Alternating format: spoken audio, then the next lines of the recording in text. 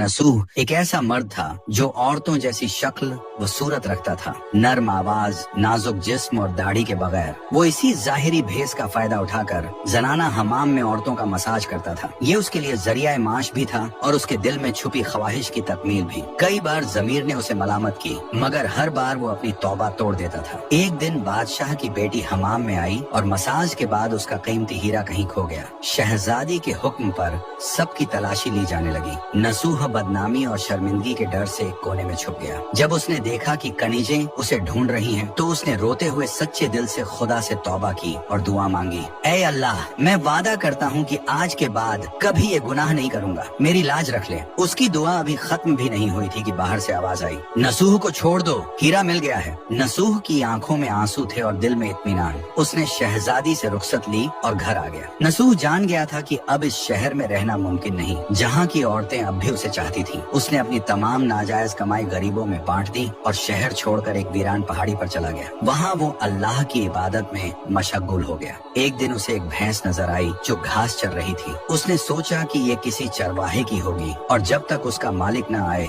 वो इसकी देखभाल करेगा। कुछ दिन बाद एक तिजारती काफिला रास्ता भूलकर वहाँ पहुँचा। प्यास की शिद्दत से निढाल ताजिरों को नसूह ने अपनी भैंस का दूध पिलाया और सबको सैराब कर दिया। नसूह के अच्छे अखलाकन से मुतासिर होकर ताजिरों ने जाते हुए उसे बहुत सारा माल बतौर तोहफा दिया। नसूह ने इन पैसों से वहाँ एक कुआं खुदवा दिया। आहिस्ता आहिस्ता उस कुएं के इर्द गिर्द लोग बसने लगे और इमारतें बनने लगी।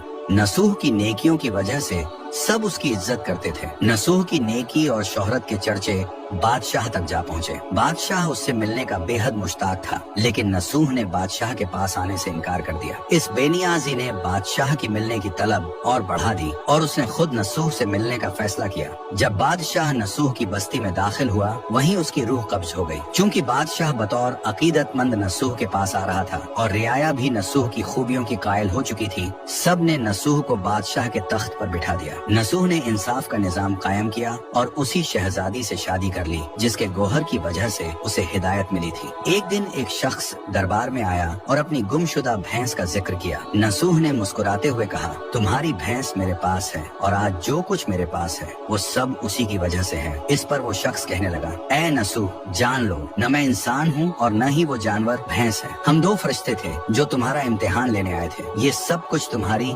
सच्ची तौबा का नतीजा है। ये कहकर वो दोनों फरिश्ते नजरों से गायब हो गए। इसी वजह से सच्चे दिल से की गई तौबा को तौबा नसूह कहते हैं।